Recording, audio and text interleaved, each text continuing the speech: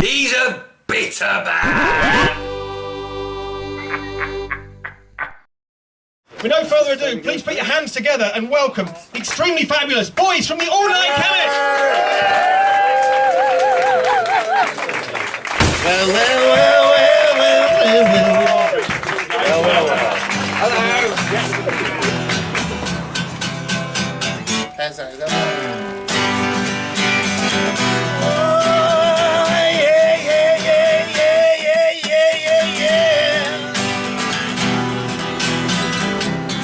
Ladies and gentlemen, brothers and sisters, boys and girls,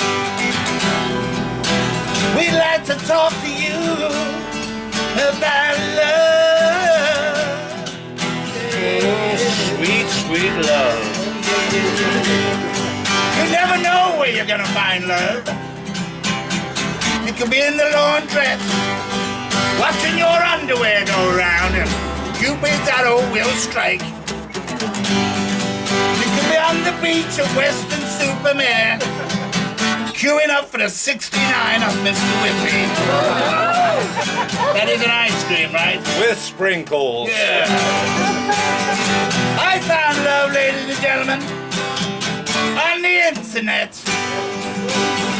for $9.99. Plus package and postal. Yeah.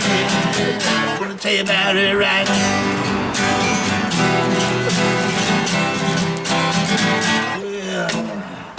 My baby arrived last night and she is fantastic. Whoa. Ever-loving baby doll made of rubber and plastic.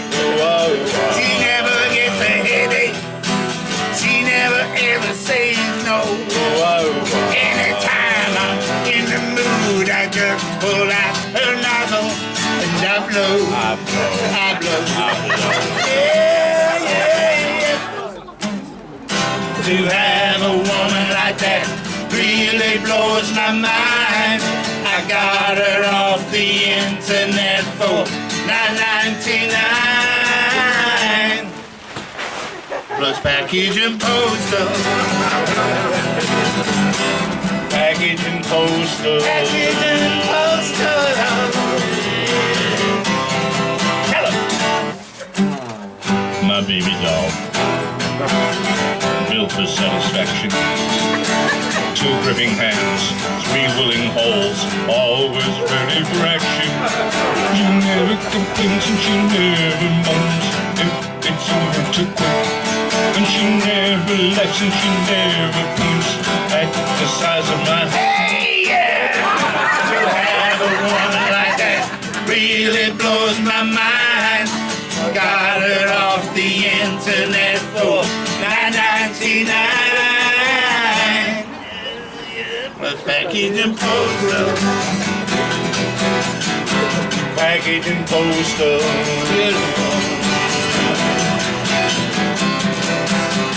Yeah. A 30-day trial period. You're not satisfied. You can return to sender in the box that they supply. You can get a full refund, but the thing that's out of sight is none of this will affect your statutory rights. But keep your receipts, keep your receipts. You gotta have proof of purchase, keep your receipts. Bring it over here now. I said blow it up. No rehypnol. I feel like making love. Blow it up. No begging please. I feel like making love. Blow it up. No restraining orders. I feel like making love tonight. Tonight, Tonight, tonight, tonight, tonight, tonight. Ba-ba-doo-ba-boo.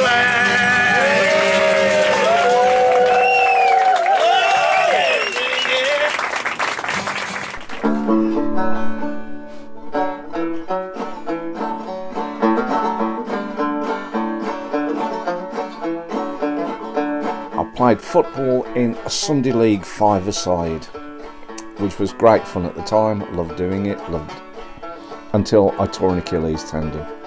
tore the Achilles tendon and couldn't walk for a few weeks, so a pal of mine lent me a guitar. I asked him if he could teach me how to play, and he said, no, it's a 5-minute wonder, you'll never learn, you'll never do anything. So I thought, bugger you, I'm going to do it, and knuckled down because I was told I couldn't.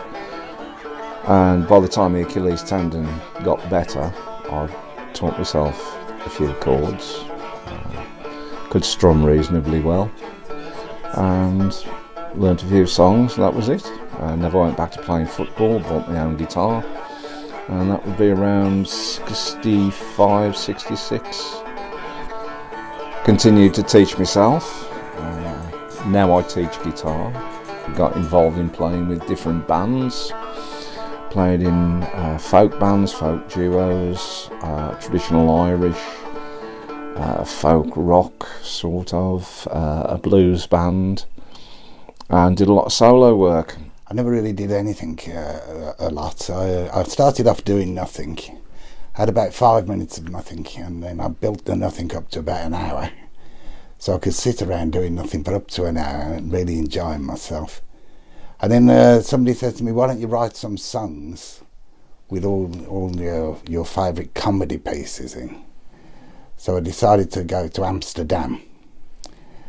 And I don't know whether you've been to Amsterdam, but I was writing songs in Amsterdam, and I discovered the red light district, and I went walking down this street in Amsterdam, looking in all these windows, and I was a young lad from Birmingham.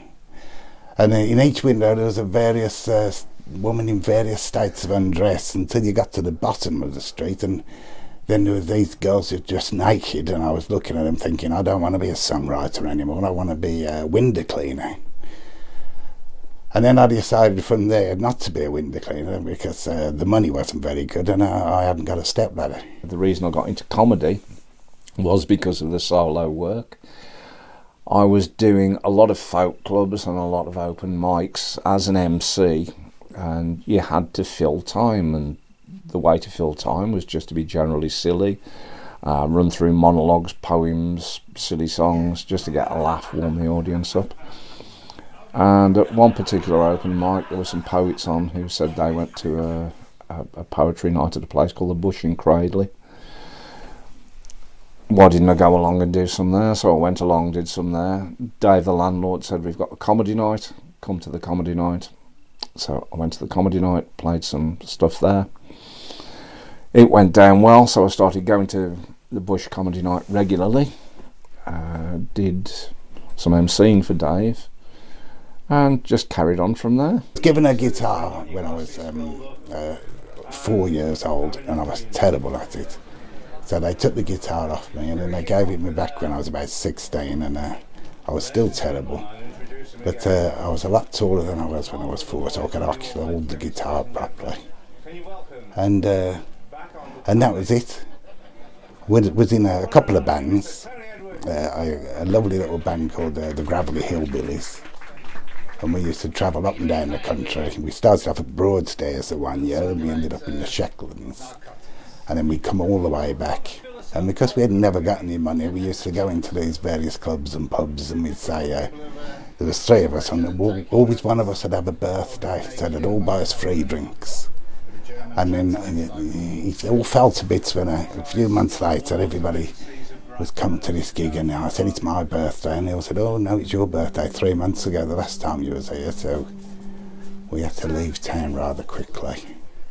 Got involved with Tony because we'd known each other for a long time, playing in different bands which were on the same circuit, sort of going around in different directions, and we'd supported his band a few times. I'd MC'd for them, and came a point where Tony was going solo, I was solo, so we teamed up, got a few songs together, started going to places like the Bush, and we did every single open mic that we could come across.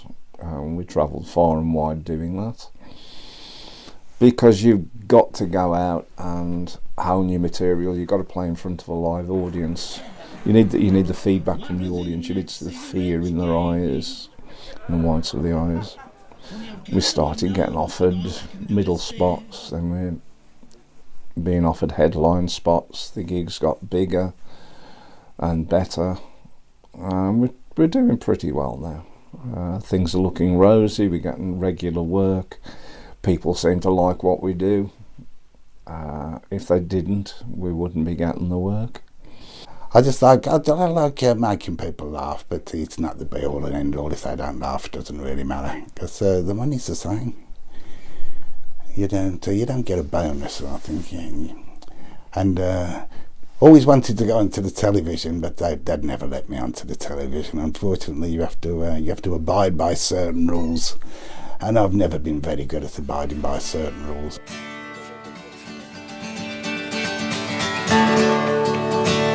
Not only do we do gigs of this magnificence and splendour,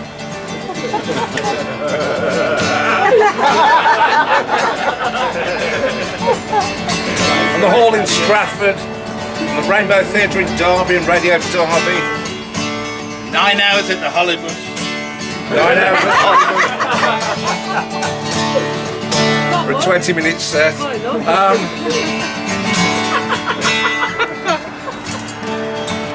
We did some TV work. As we went on our favourite all-time show, The Voice. To meet our favourite all-time celebrity, Mr. Tom Jones. Lovely man.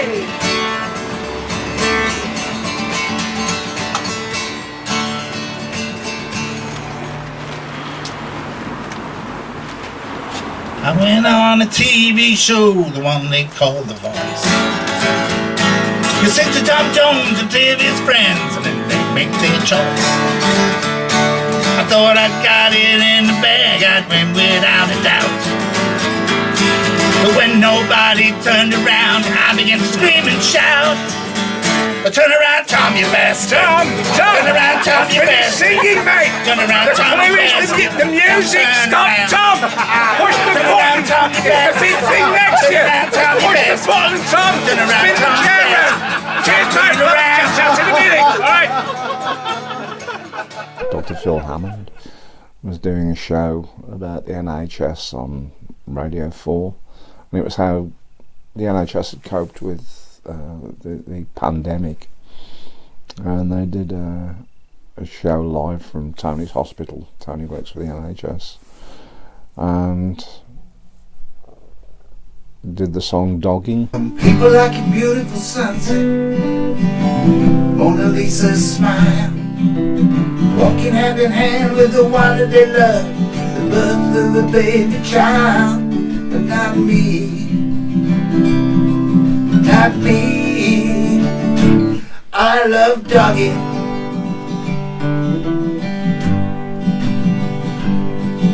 Some people like chasing rainbows, looking for a pot of gold. They make a wish on a shooting star, so I have been told. But not me, not me. I also love dogging.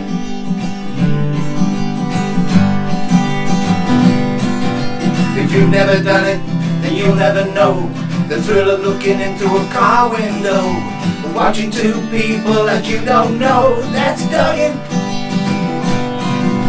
Sitting in the woods on a Saturday night, waiting for the flash of a car headlight. Then you'll know the time is right to go dogging. Oh, and there is nothing to take the place of the thrill of coming face to face with two perfect strangers on Cannock Chase. That's dogging. I know some people think it's obscene to be staring into a car windscreen. To me, it's just a beautiful dream. I love dogging, and really makes his poor boy's heart sing when he sees two people doing beautiful things.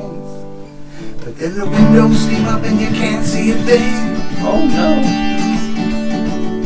The windows steam up and you can't see a thing when you're dogging.